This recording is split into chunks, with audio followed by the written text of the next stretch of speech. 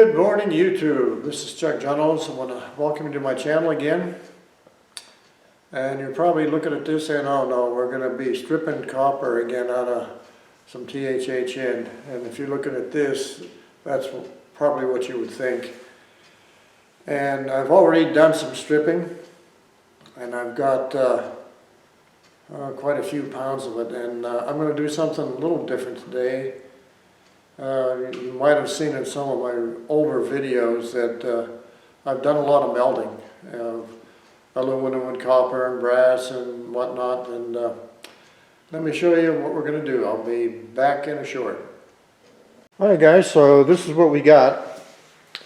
This bucket's probably a third full of copper. It's Bear Bright, #1 Bear Bright. And over here, so I can get you there without getting you seasick watching this move. Right over there is my scale, right here. And we're going to measure how much this weighs here, and I already know because I've already pre-weighed, so it's not going to be a surprise to me, but I'll show you. So this postage scale goes up to 54 pounds, and I weigh all my scrap with it now, just because. So we're going to take this bundle, and it's 4 big ones and 2 little ones. And the weight of these is 1 pound, 1 ounce. And what this is right here is a mold. So this video is going to be about, I think my last Bear Bright I got like $2.05 a pound for, and that's horrible. And I can show you how to get $25 a pound for it, and we'll use this Bear Bright here and this mold, and we'll get after it here in a short bit. Alright guys, this is what I wanted to show you before we get started. These are bars that I've poured in the past. This is an aluminum bar, and he weighs 1 pound 6 ounces. Pretty nice bar. It's not anything special. It's a mold that I made, and it didn't come out real well. This is brass, and it's 31 ounces. And it looks like it was a pretty fair pour. And I know these sell real high on the internet, but look at this bar here. Look at the texture in the top of this bar. Now this bar is solid copper, and it's 1 pound 4.2 ounces. And a bar like that on the internet, that copper bar, will get anywhere from $25 to $30 for 1 pound. As compared to what I got last time. At least for me, it was $2.05 a pound. And it's a little work. You got to melt it down, and you got to have the mold. And I've got all this stuff. I've got molds, and I've got. If you look down here below, let me back out here a little bit. What that's sitting on right there is my foundry, built out of a garbage can. I mean, there's nothing to them basically, just a little insulation, and running propane to it, and you got it. So that's how you do it. Alright guys, this is the foundry, the inside. That's the propane lead coming in here. And this is just a garbage can from, where did I get this? Home Depot. And this around it is refractory mud. And underneath that refractory mud is, it's a insulating wool, the high temperature insulating wool. You can get all this stuff on Amazon, but it works good. You don't need many tools. Obviously, you need something to meld in, and I've made some of these, but this is a crucible down here on the floor, right there. These are my old welding gloves that I use. All the tools back here on the back I've either made. Now these tongs right here are from a barbecue This is rebar with a little plate on it, and this is a stir rod that's rebar also. So I've kind of made everything. I had to buy the regulator and the hose. I don't remember what that was. Fairly cheap. The nozzle down here I made also. I actually did a video on that too. But that's all there is to it. So there it is anyhow, and we're going to start up here in just a second. Alright guys, I also highly recommend when you're melting, if you're melting copper, some of that copper has a coating on it, and it puts off a really bad gas, so you don't want to do that. It's going to get really hot in the shop, so I've got one door open, and I may open the overhead door also, but that'll let a little bit of better air in, and I guess we'll season that the crucible over here. It was seasoned previously, but hasn't been used in a while, and just sitting they can pick up moisture, so we're going to put it in and put it in the foundry. That's a number 3 crucible, so it's not a real big crucible anyhow, but let's see. Hope not. So we'll open this guy.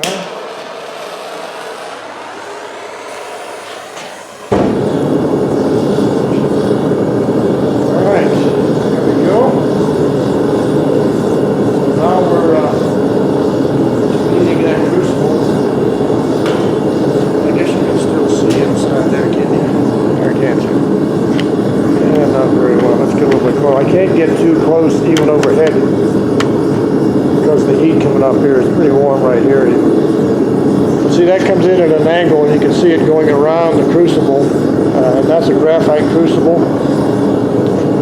So what we'll do to keep that heat in is put the lid on. Now I can still feed to the crucible through here.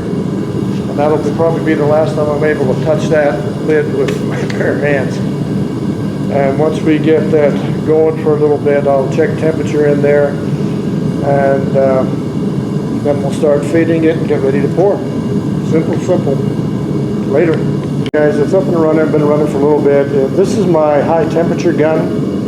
The lid just showed at 166, I think it says. And we'll check inside here in a minute. So the lid is, that's only 98. I don't know where that 166 came from. So you don't want to get too close and melt your gun. 300, wow, it's everywhere. 930 right there. 930 degrees, and that is Fahrenheit. So we'll let that go for a bit, and then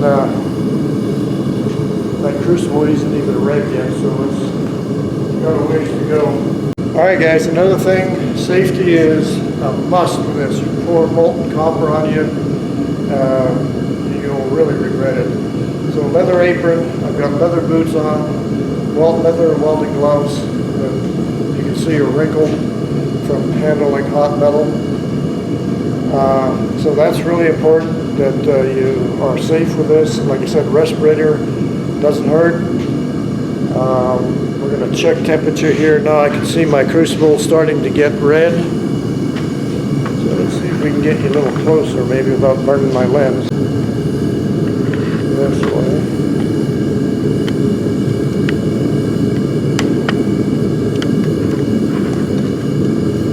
There you can see the inside. What you're seeing over to this side is not the crucible. The crucible's down farther, and it's cherry red right now.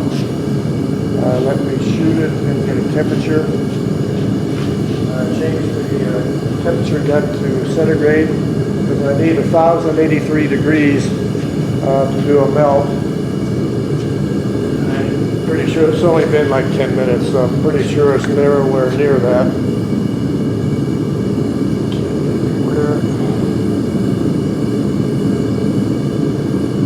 $7.98. Alright guys, typically you won't feed it this way, but I just want you to see the inside. My pressure is up to about 24. I don't remember what increment that is, but so we're going to pull this lid.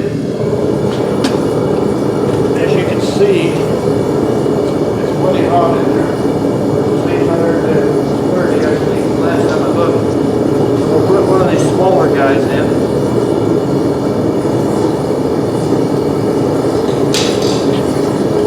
Alright guys, it's been about 25 minutes and I've closed off half the exhaust hole on the foundry. That way I've got somewhere to set the mold to heat in also.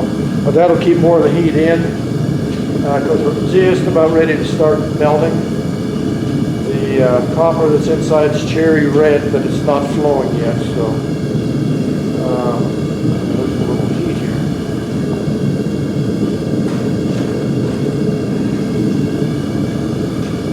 So we'll see what happens. Still looks like 969. So we're about 100 degrees to go. By the time we're ready, that steel is probably going to be red also. You can see from the other side. Okay, so I'm preheating the mold here. We're going to be ready. Hopefully, I'm having a lot of regulator problems with that model, but we're going to do preheat it here. Then you'll see there I've got this map gas down here that I'll put the mold on this fire brick here and keep it heated while we get into here and get the crucible out and start a pour. So to keep it hot. Alright, that's it for this quick little clip. Guys, you can see the heat bypassing around that piece of metal, so I'm trying to contain that. I've got it coming out in a couple different spots here, but it's getting hot enough in here that it's turning the ceiling fan. I don't have it powered up, that's just the heat rising off of that foundry, and it has to be 95 or better here right now. Alright, be back. Guys, I'm going to make an attempt here. I'm not sure this is going to be a good pour, just because I went from 27 psi down to 15, and I don't think that's going to be good for melting the copper. But if you look here, right there on the end of that piece of rebar, that little cone, that's solid copper that I got when I stirred here the last time. So it is melted in places. I'm not sure the whole thing's melted because my pressure's too low now. Alright, anyhow, be back. Okay, there we are, we're hot. And the attempt is going to be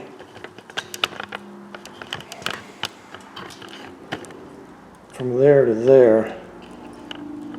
So let me fire up the map gas.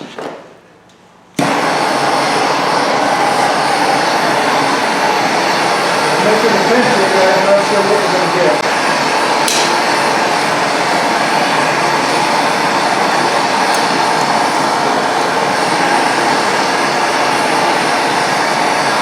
Okay, here goes nothing.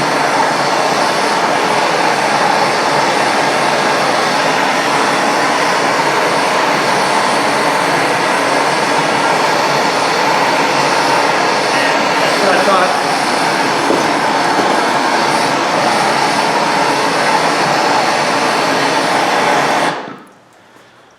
Yeah, I couldn't get hot enough. The copper, you can see in the foundry, is still in the crucible. Right there. You can see where I tried to pour it. Didn't want to get too close, is right there. And the rest of it's pretty dang solid. Then I dropped. Yeah, I think I got a bad regulator. Because now, oh man, I'm way down. Way down. So, let's see what this looks like. don't want to see that either. That's got a solid crucible in it now. Alright, we call that a bad pour and a fail. Guys, this is what's good about graphite crucible. Notice nothing in there. You can see where it got hot here, how it discolored on two sides, I believe. Yep, on both sides. And this is the copper that was stuck inside. And you can see it's more solid on the bottom. This is just the pour itself right here.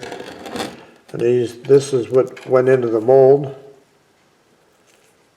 And that's solid copper. And all of these were drips where little pieces fell off inside the foundry. And I've got a little problem with the foundry too after all these years. So I'm going to see if I want to work on the foundry or if I just want to replace it. So we'll see about that. And I've got to replace the regulator anyhow, and we'll see what's going to happen. So, well, guys, this is what my foundry has produced. This is just some of it. The brass, I've given away some of the brass and some of these copper bars. This is the aluminum here, just piles of aluminum that I've melted. And so we're going to look at the foundry that's probably 3-4 years ago that I built it, and this is just some of the stuff that I've produced. So firstly, the regulator had filled and I had no control over my feed into the foundry itself. That's one thing. The other thing is this, after all these years, you can see here the holes.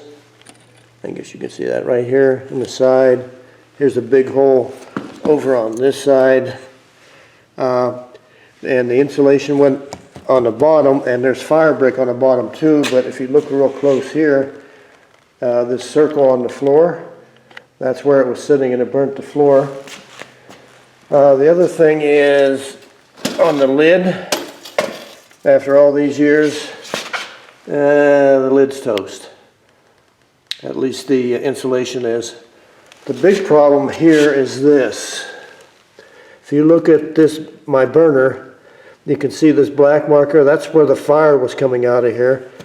And I had to monitor this the whole time I was running, because I looked at the temperature here and it was 200 and something, then it was 150, then it was like 90 something here. If it ever got to here and went up that line, the flames, it could explode my bottle. So I'm afraid, as much as I like using this, I think it's history. So I've got a new one ordered. Instead of making one, I'm going to order one, and it ought to be here maybe tomorrow. And so in the near future, I'm going to do another video and show you a good pour looks like.